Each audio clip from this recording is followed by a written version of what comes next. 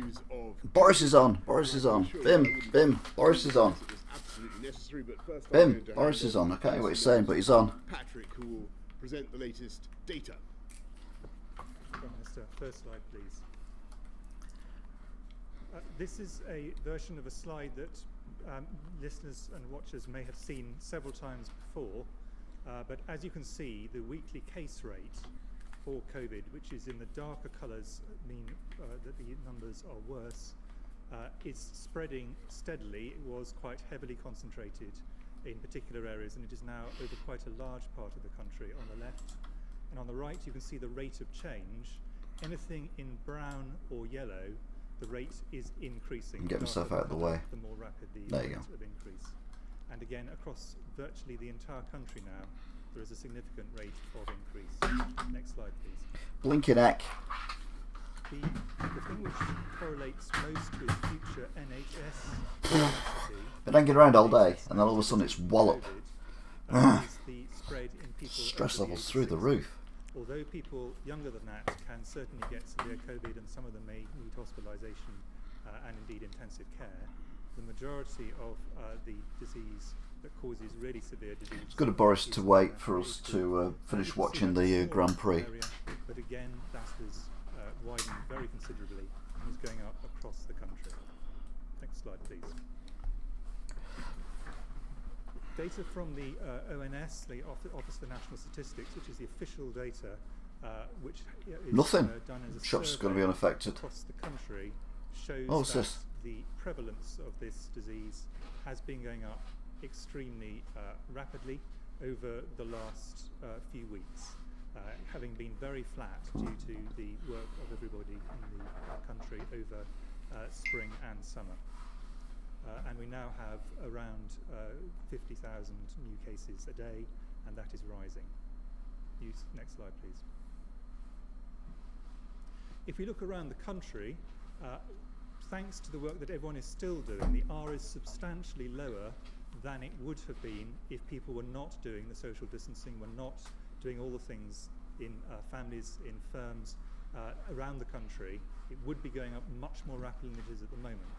But there is an increase in virtually every part of the country, apart possibly from the northeast, where they have been taking additional measures, substantial additional measures, and there is some evidence of some flattening, but not yet of any evidence of the coronavirus falling. And that is important because it is now at quite a high level, and if things went wrong, the margin of error is very, very small. We have very little headroom, even in the one area where there is some flattening at the moment. So things are going up across the whole country. Next slide, please. And it's probably important to think about this in terms of ages. These heat maps go from left to right over time. So the right is the most recent, and from bottom, which is children under the age of 16, up to top, which is people over 60. And as you can see, what happens in every area is that it gets darker, meaning there's more cases all the way through the period we're looking at, and it steadily moves up the ages. So it doesn't remain constrained just to one age group. And the top line is beginning to darken in every part of the country, and those are the people over 60 who, as I say, will translate over time into some cases going to the NHS. Next slide, please. And we're now beginning to see this is moving over to NHS activity, we're beginning to see this with a rise in the number of hospital admissions in England by age group, and this is just looking at people at different age groups. There is a rise in virtually every age group in older adults, basically anyone over the age of 45. There's a rise in number of people going into hospital with COVID over time, and this is obviously going up not in a straight line but in an accelerating line. Next slide, please. So we're going to get lockdown. If we compare the number of people in hospital at this moment with the first peak of COVID, these are NHS people in NHS beds in England by NHS region. Currently, only in the northwest is this coming close to the peak. It's quite close in northeast Yorkshire. But it is increasing in every area. And if we do nothing, what the inevitable result is that these numbers will go up, and they will eventually. The reason why it's going up in the northwest is because in spring of this year, our mayor Burnham put off lockdown or tier 3 for 2 weeks. That's why it's going up in the northwest. He's basically killed people. September, and purple is October. You can see it was still falling in August. In September, initially flat, and then a very gradual. As the schools went back. But now it is going up steadily on an exponential curve. Next slide, please. Looking at individual. It's about time he did, Tenius. These are Tenuous. These are the hospitals with more than 100 COVID inpatients in them. This number will increase I can't read that. over the next weeks. And in green are hospitals which have got below half of their previous peak. In orange is the point where they actually get to half the number of people in hospital they had at the COVID peak, and in red is where they exceed. Oh, there we are. Wigan and Lee they had at the peak is the fourth one down. As you can see, the progression is steady. So we're the fourth one down. So 26th of October is when we go purple. During the peak in spring. But I had someone tell me that the registrar had put 2 deaths down in September for being COVID, and 2 weeks ago had already done 44 for this month, being October. Will track the number of people going into the NHS over time with a significant delay, and we're seeing increases now that are quite noticeable in the northwest, Yorkshire and the Humber, and the northeast, and increasingly in the Midlands as well. But the other areas will follow because they will follow the NHS admissions. So that's all the data in terms of looking backwards. Those have already happened. Patrick is now going to talk briefly about the projections forwards. Thank you. Can I have the first slide? 100 of these guys are on overtime. So just to recap, at the moment, these are 3 different ways of looking at it from different studies or the consensus group from the modelers. The number of people every day with COVID, catching COVID new, and it's 50,000 plus most likely as the number, and perhaps 500,000 people or more overall with the disease. Next slide, please. The R was relatively flat and below 1. Below the red line means the epidemic is shrinking, above the red line means it's growing. And you can see from August onwards, the R went above 1, the epidemic grew and continues to grow. So although some of the measures that are in place have eased off perhaps the rate of growth, it's still growing. And that growth from a high baseline means numbers get very big quite quickly. Because of this continued R above 1, the modelling group asked a number of academic groups to create scenarios as to what might happen on assumptions that R stays above 1 and goes between 1.3, 1.5 and possibly up over the course of the winter. And the next slide shows the early working from 2 weeks ago of some of those groups looking at deaths in England over the winter period. So this is early work scenario. Right, so the first wave peak is the dotted line, and we're annihilating the dotted line. Different groups come up with different answers depending on their models, but what is clear from all of them, in terms of deaths over the winter, there's the potential for this to be twice as bad or more in terms of the first wave compared to the first wave. So the models are clearly showing that this could be the case in these scenarios that are presented here. I want to move though from scenarios to now looking at the 6-week projections, which are more based on data now and have greater certainty than you can ever get when you're looking months ahead. This shows the hospital daily admissions. You can see the first peak on the left-hand side, and then over to the right-hand side you come up to date, today, and then the projections forward over the next 6 weeks. And this is a consensus view across a number of modelling groups, and what you can see here is a projection that over the next 6 weeks into early December, the numbers exceed the numbers of hospitalizations in the first wave peak. And as Chris has already said, in some hospitals you see that already, but this suggests across the country as a whole we would see this. Some hospitals earlier than others, some a bit later, but this is the projection in terms of hospital admissions over the next 6 weeks, with the uncertainties in the shaded blue area.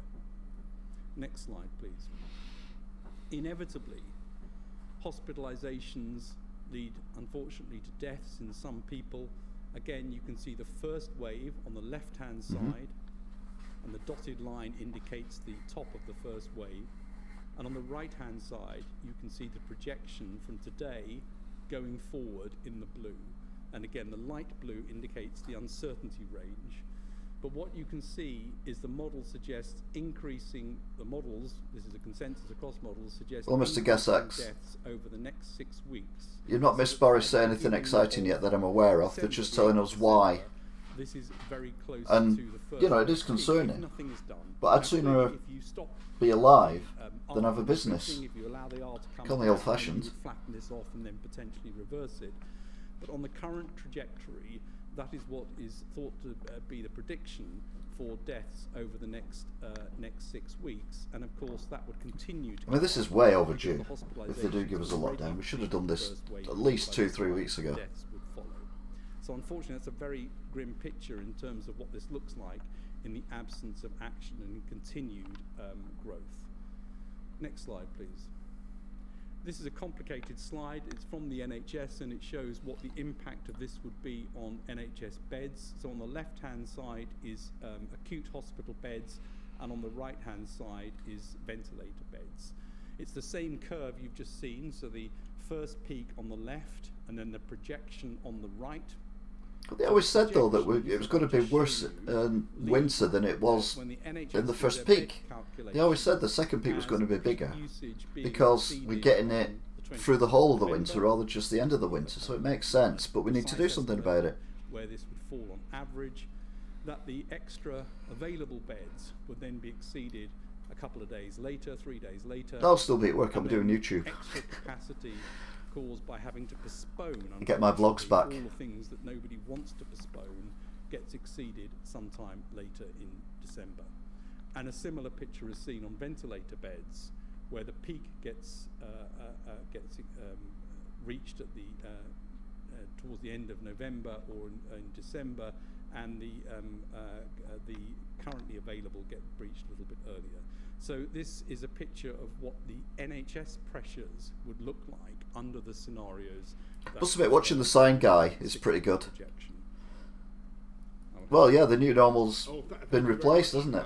There we go. Thanks, Chris. Look, I'm afraid no responsible Prime Minister can ignore the message of those figures. Well, you can, because you're not responsible. I told you 2 weeks ago that we were pursuing a local and a regional approach, Which hasn't to worked. tackling this virus. I believed then, and I still believe passionately, that was the right thing to do, because we know the cost of these restrictions, the damage they do, the impact on jobs and on livelihoods and on people's mental health, and no one wants to be imposing these kinds of measures anywhere, and we didn't want to be shutting businesses, pubs, restaurants in one part of the country where incidence was very low, when the vast bulk of the infections were taking place elsewhere. And our hope was that by strong local action, strong local leadership, we could get the rates of infection down where the disease was surging and address the problem thereby across the whole country.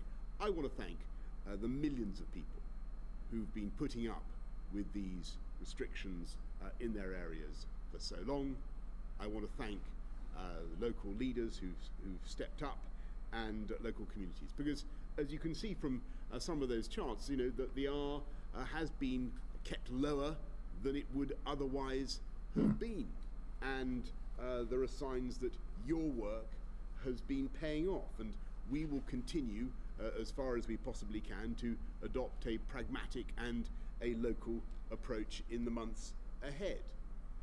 But as we've also seen from those charts, we've got to be humble in the face of nature, and in this country, alas, as across much of Europe, the virus is spreading even faster than the reasonable worst case scenario of our scientific advisors, whose models, as you've just seen, now suggest that unless we act, we could see deaths in this country running at several thousand a day, a peak of mortality, alas, bigger than the one we saw in April. And as you've just seen, even in the southwest, where incidence was so low, and still is so low, it's now clear. Well, we don't understand rules, do we? That's what it is. Projections mean that hospitals Mr. in the Gessex, southwest will run out who of said, you know, that capacity us in northerners just are going to get the a blame matter for this. of weeks, unless we act. And let me explain why the overrunning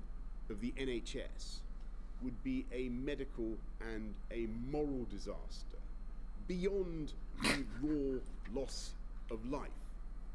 Because I think there's more important things than gaming next-gen launches. I've ordered my mail order, just need to change the delivery address. Would mean that doctors and nurses would be forced to choose which patients to treat, who would get oxygen and who wouldn't, who would live and who would die.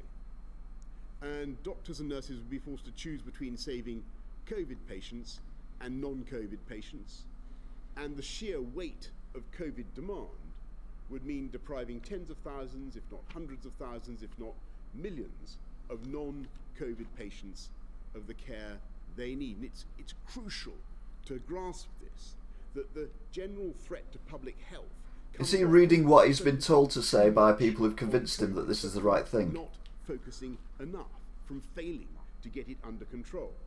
And if we let the lines on those graphs grow in the way that they could, in the way that they're projected to grow, then the risk is that for the first time in our lives, the NHS will not be there for us and for our families. And even if I could now double capacity overnight, and obviously I'm proud that we have massively increased capacity. We do have the Nightingales. We've got 13,000 more nurses now than we had last year. We've got many more doctors. But it still would not be enough, because the virus is doubling faster than we can conceivably add capacity. And so now is the time to take action, because there is no alternative. There we go. And from Thursday until the start of December, you must stay at home. You may only leave home for specific reasons, including for education, for work. Let's say if you cannot work. Education is a no-no. For exercise and recreation outdoors with your household or on your own, with one person from another household, for medical reasons, appointments, and to escape injury or harm, to shop for food and essentials, and to provide care for vulnerable people or as a volunteer. I'm afraid non-essential shops, leisure and entertainment venues will all be closed, though click and collect services can continue and essential shops will remain open, so there's no need to stock up. Pubs, bars, restaurants must close except for takeaway and delivery services. Workplaces should stay open. It should start now, you're right. Can't work from home, for example, in the construction and manufacturing sectors. Single adult households can still form exclusive support bubbles with one other household, and children will still be able to move between homes if their parents are separated. If you're clinically vulnerable or over the age of 60, you should be especially careful to follow the rules and minimize your contacts with others.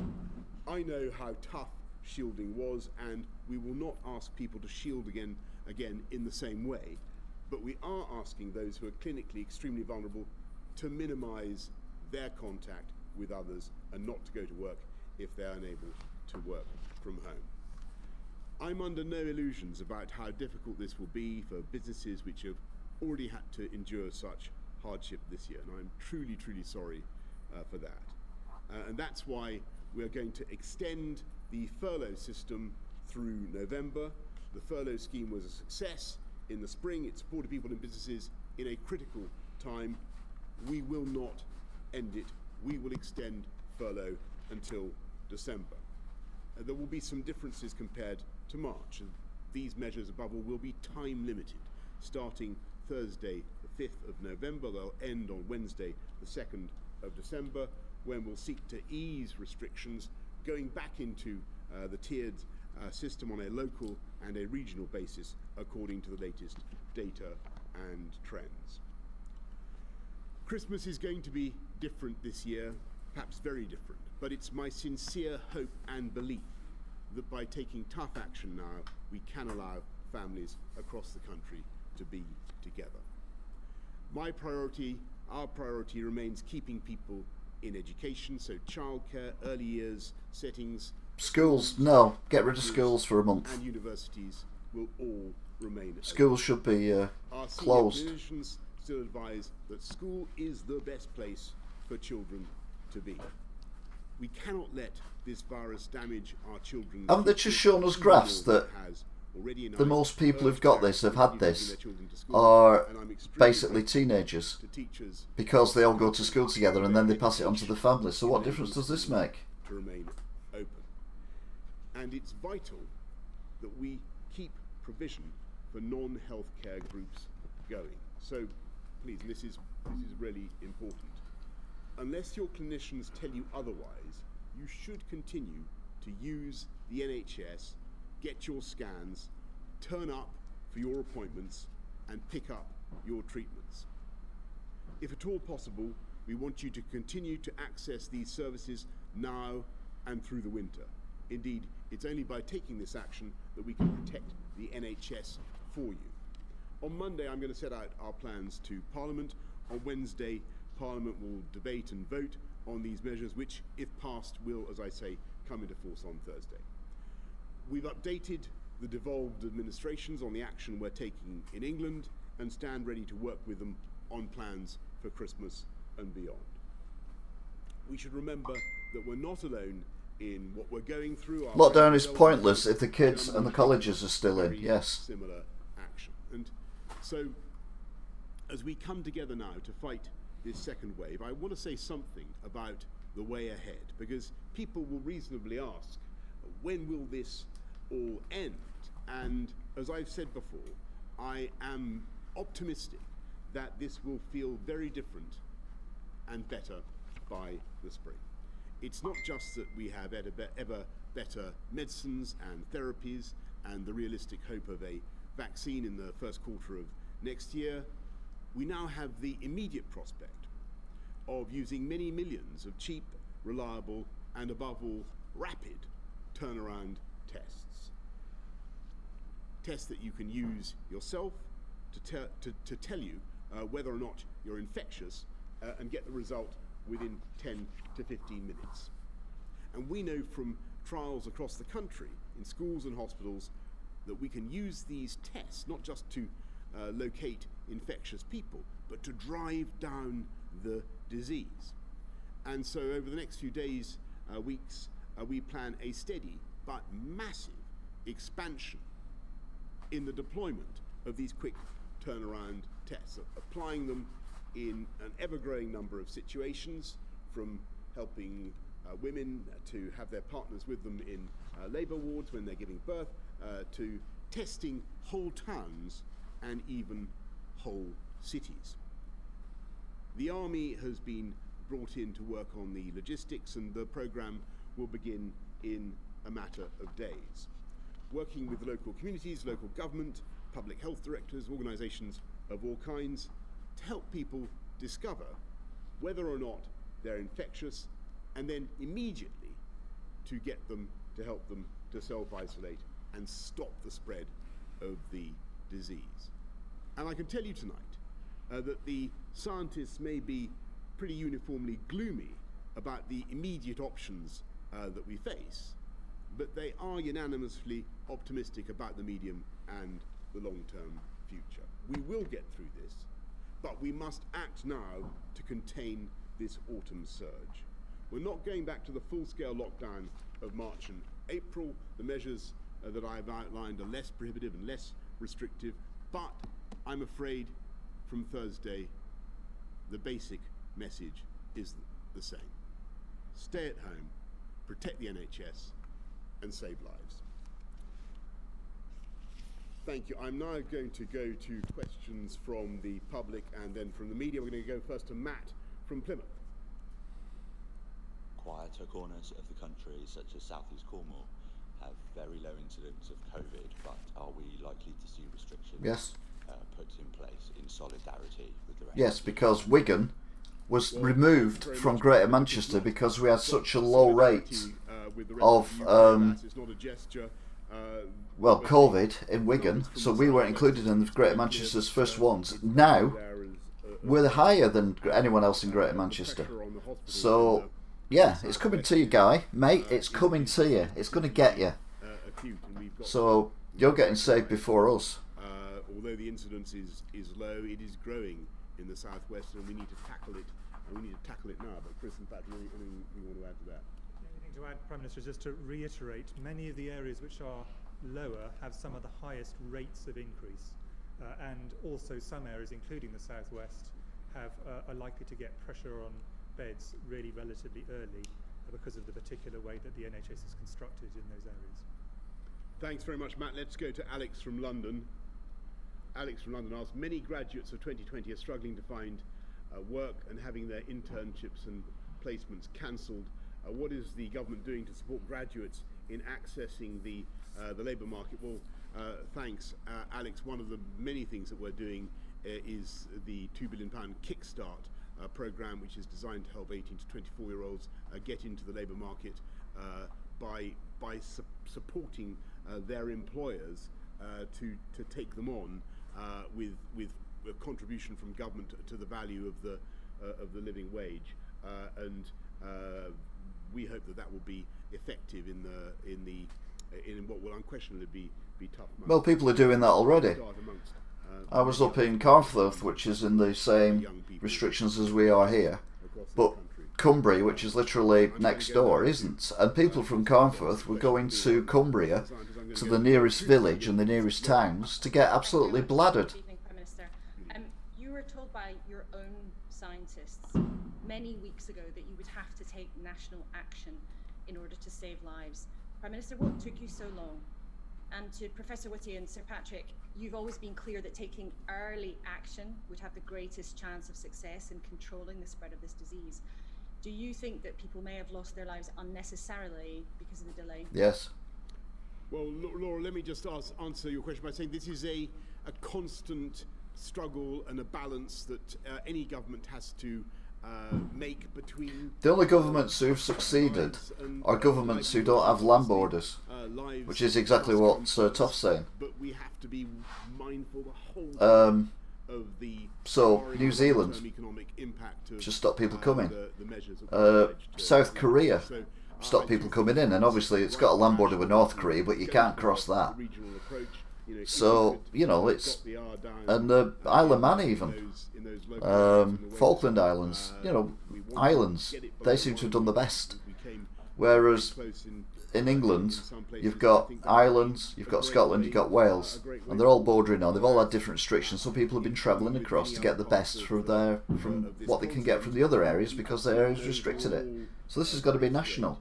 In the second wave, and it has made it absolutely vital to act now to spare, to protect our NHS and to save lives. And you know, yes, it is true that what's he doing? The course of the pandemic has changed, and it's also right that the government should change and modulate its response in accordance. And I make absolutely no apologies for that. But I know there are other questions. Sorry. Well, I mean, this is a horrible virus, and these are horrendous decisions to have to make. And you know, one shouldn't underestimate the impact of lockdown and all the other things that come along. Why haven't they got poppies on? There's no doubt, from the purely point of view of the spread of COVID, the earlier you go in, the better. And so that is definitely the case for the spread of the disease. But of course, you know, people have to take into account other things as well, and that's a matter for politicians. Thanks very much. They should do, shouldn't they? Stop all flights. The thing I'd add is, relative to other countries in Europe, some have gone earlier and some have gone later. France, for example, has actually gone arguably slightly later in terms of its epidemic curve. And these are very difficult judgments for every government. I would reiterate, though, the point just from a health point of view, many of the things that are involved have significant downsides. And therefore, we've always been having to, in the advice, walk the path of saying there are some very significant things you have to do early, but if you do them early, you also come at a very significant cost. And how do you balance those two across one another? Thanks so much, Laura. Beth, of Sky News. Beth Rigby. Thank you. Prime Minister, you said recently a national lockdown would be a disaster, but many people watching this tonight... Yep, Thursday will be the first new daily vlog. Failure to follow sage advice and the advice of the men standing by your side 5 weeks ago was now the wrong call. We face a longer lockdown, Christmas is in doubt, the NHS could be overwhelmed. Do you accept you should have followed the scientific advice more closely, and do you regret that you haven't? And if I could just ask Professor Whitty, many people will be watching this tonight, they will be very worried about what it means for them and their families, particularly going into Christmas. Realistically, is it now too little too late to get us to a place where we will be able to celebrate Christmas with our families? Get your hair out your mouth. Well, thanks, Beth. Look, I just really repeat the point I made to Laura. Laura. We've obviously have to listen to all kinds of... So we'll be in lockdown when Scotland, Northern Ireland and Wales come out of theirs. Scotland can't travel to England from Monday. Some of the sage advice that you've seen. But we also have to balance that scientific advice with the consequences for people's lives, for people's mental health, people's livelihoods that comes from lockdown measures. And you've heard what David Nabarro of the World Health Organization, a very estimable epidemiologist, says about lockdowns. There's a range of advice, and there's a balance that we have to strike. I think I would just stress that we're not going back to we're not closing schools. We should close schools. It's very, very important that we're keeping schools open. Construction, manufacturing, we want to keep going. People, of course, should work from home. We want to minimise contact and get the R down, and that's the important thing. That's the way to protect the NHS. The but, NHS I'm not going to pretend to you that these judgments aren't incredibly difficult. They are incredibly difficult, and we have to find the right balance. And the mainstream's going to be quite a lot longer than this. Changing pattern of the virus, and alas, what we're seeing now is a pretty consistent surge, not just in this country, but across many of our friends and partners in Europe. So we have to deal with it, Beth. In terms of the timing, the idea that there is some perfect time to act is a complete misapprehension. There is basically no perfect time, and there are no good solutions. All the solutions are bad, and what we're trying to do is have the fewest, the least bad set of solutions at a time which you actually achieve the balance. I'm drinking tonight. I'm not drinking at the minute. This is serious stuff.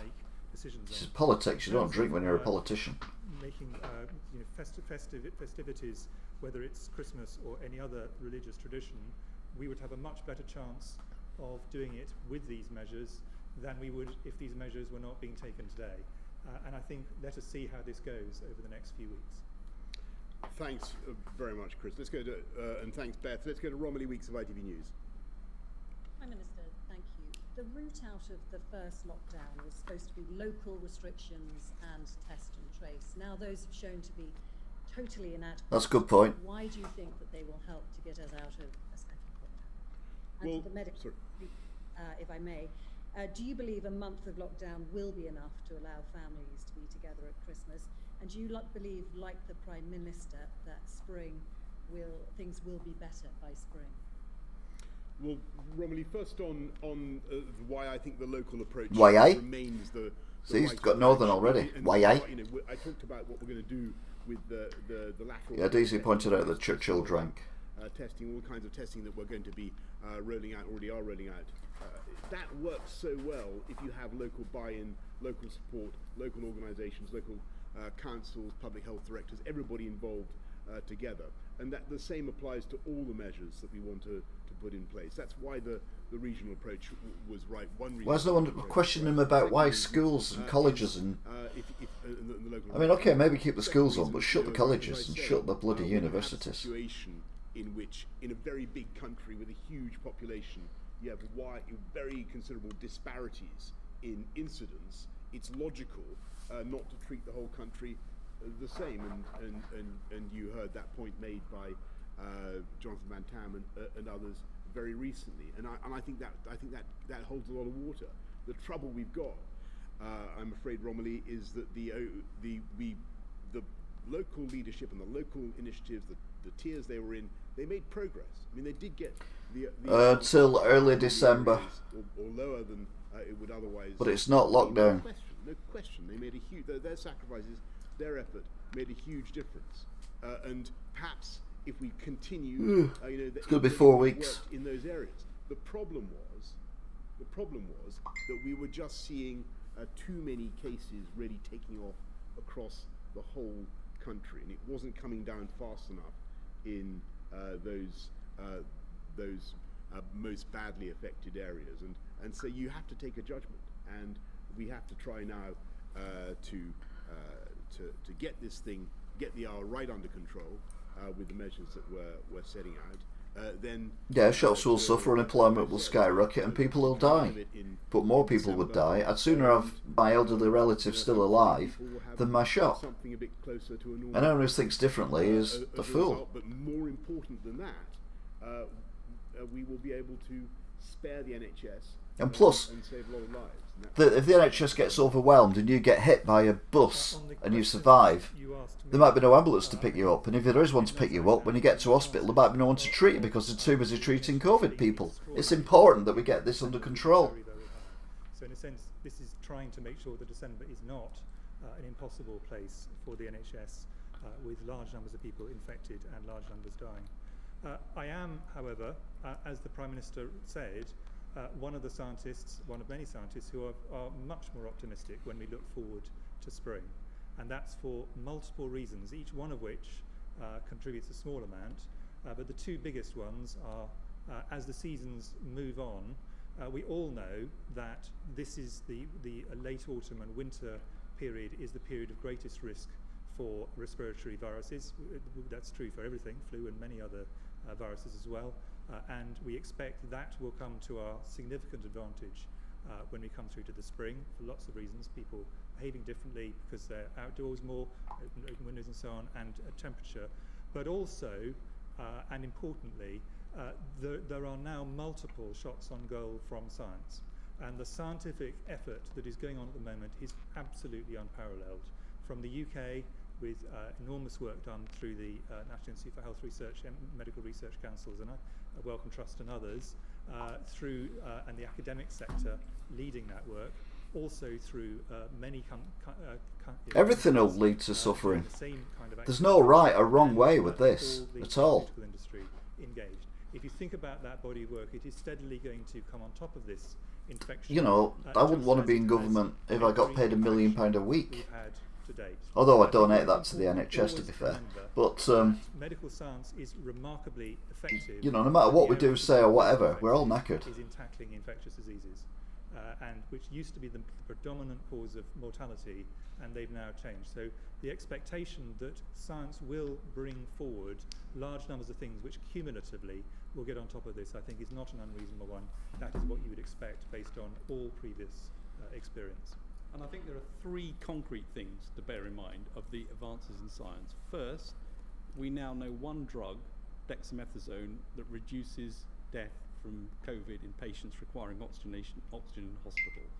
Second, vaccines are now in late-stage clinical trials, and there are many in late-stage clinical trials, showing an immune response. Doesn't mean they're all going to work, but it's a very important step along the way.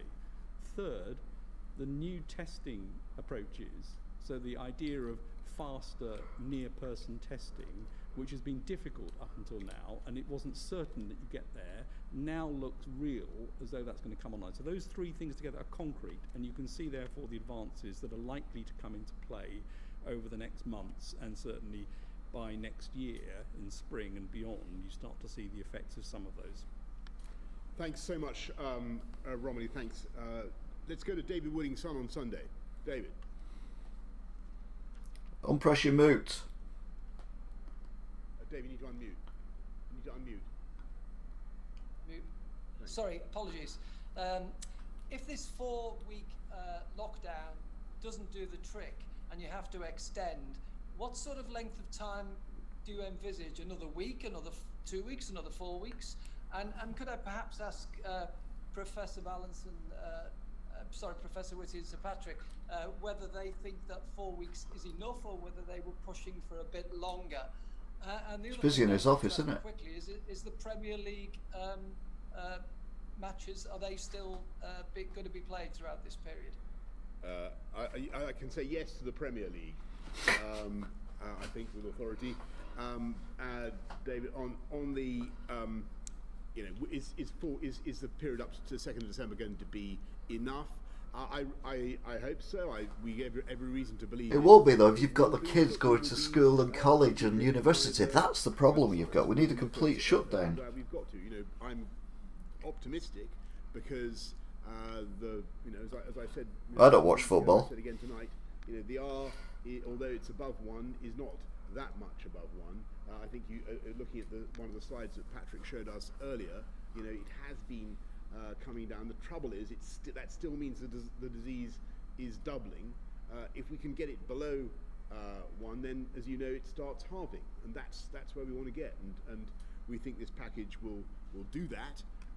But we will be. Don't forget to like if you're enjoying my opinions. If you're not enjoying them, well, really below 1 it's politics, isn't it? Everyone has a different opinion. If we all do what we're supposed to do during this, the R will come down. If we can get the R well below 1, it starts to halve, and we end up in a much better position. But I don't think it's a situation where in 4 weeks' time you just say, well, everything's back to normal again, and there's going to have to still be some restrictions over the winter until the new measures come in spring and the new things come along. But 4 weeks with a really good reduction of R would make a big difference. And just on the period coming up to, as it were, to December the 2nd, we will be looking very carefully at what's happening in the tiered areas and working out exactly which tier would be most appropriate as we come out of these tougher autumn measures. Let's go to Harriet Lyon of the Press Association. Thank you, Prime Minister. What is your message to leaders in Scotland, Wales and Northern Ireland? Do you want them to follow your lead and introduce the same measures? And if not, are you considering restrictions on travel between... It's a nice cock. And to the scientists, why are you Up there, confident on that the we wall. won't need formal shielding this time around? And is there also a danger that hospitals could still be overwhelmed despite these new restrictions?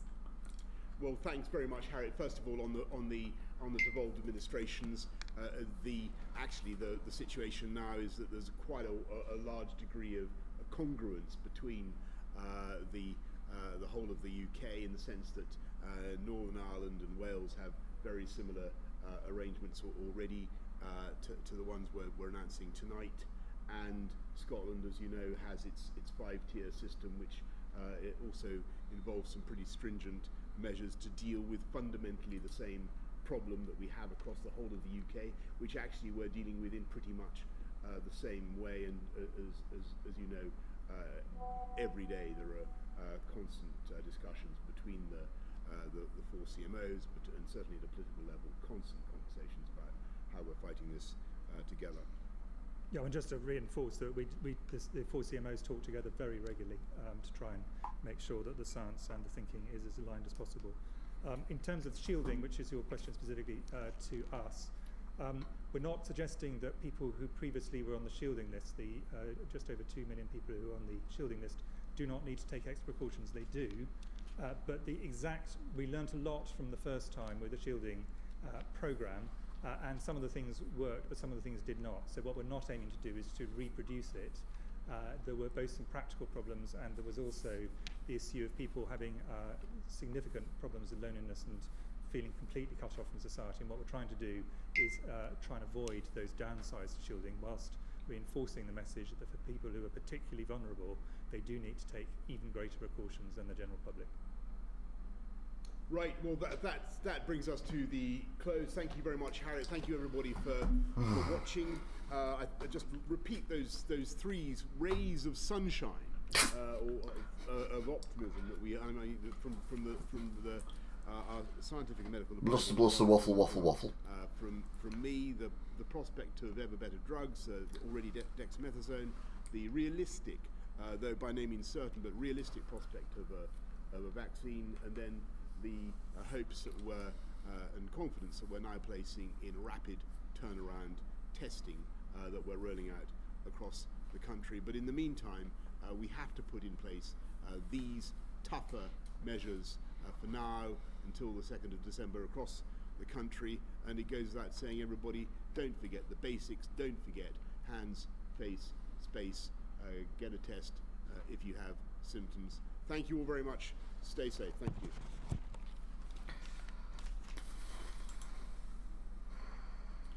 I'll take your place, Boris. Well, there we go then. So basically, non-essential shops, restaurants, all pubs, and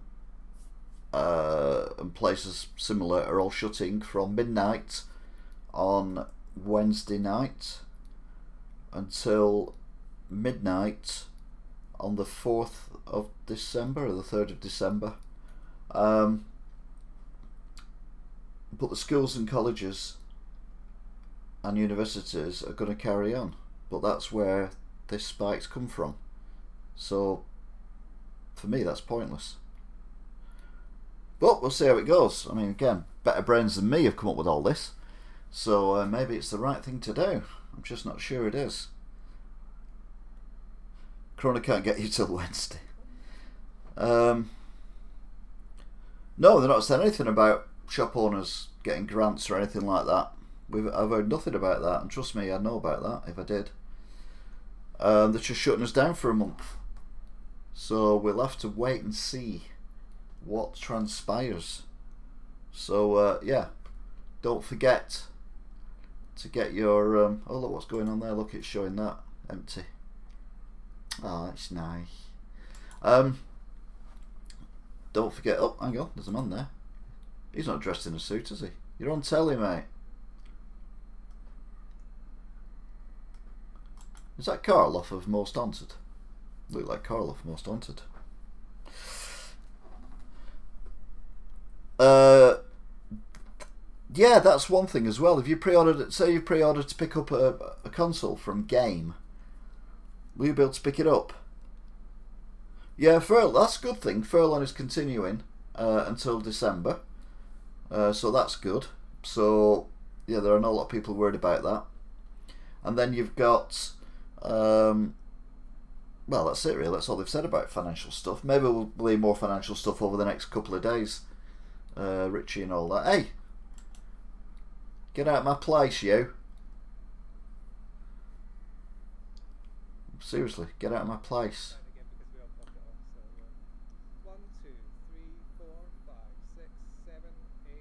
This is very bizarre. He's pretending he's Prime Minister, isn't he?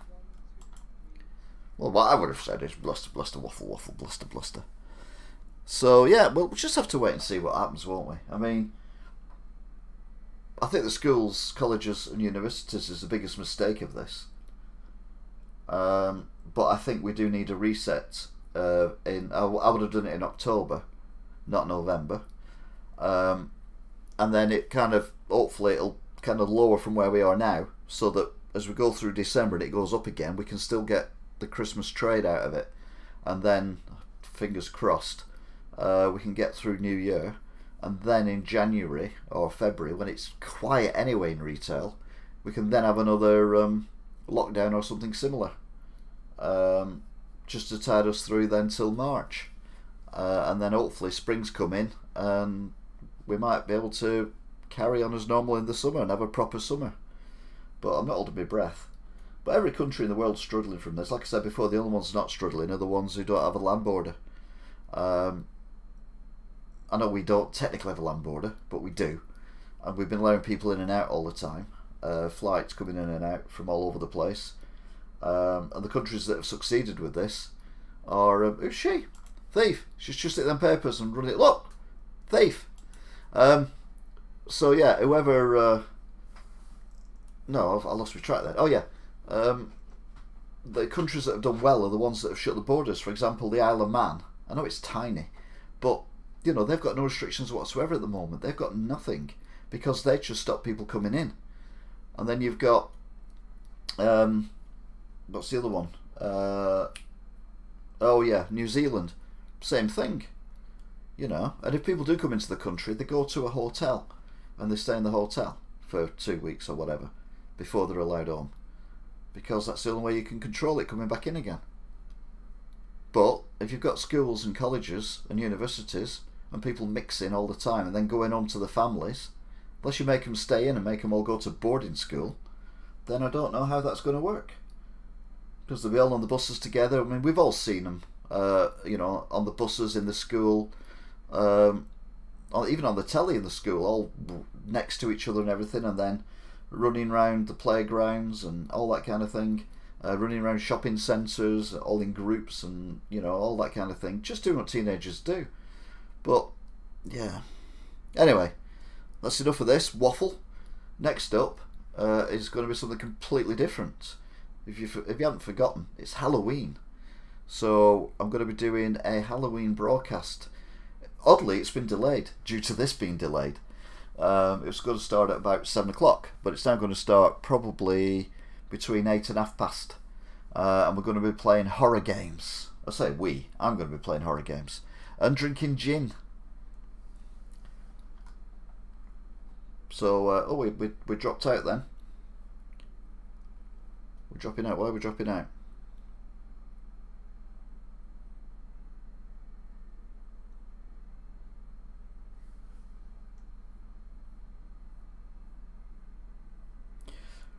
We have the biggest land border on the planet and we're doing well compared to the USA. Hope they keep it closed. Well, yeah, you're right. But we've not been... I'm not doing a full bottle tonight, no. I did too much last week on gin. So much so that I got undressed for bed, and that's very undressed. And then I realised I hadn't shut the curtains, so I shut the curtains, heard a noise, turned around that quick, I just fell over. So yeah, I'll probably get that drunk again, to be fair. Stuff I'm drinking is 41%. So yeah, it could be fun. But yeah, we're playing horror games, and like I said, all being well, I'll be back on between 8 and 8:30, and then it'll be right through till 2-3 o'clock in the morning. I might have a break for some food at some point, and more than likely we'll have a couple of toilet breaks. Either that or just put a bucket under me. But either way, we'll be back then. So thanks for watching. Don't forget to like, etc. Share, subscribe, and I will see you all again in a bit. But until then,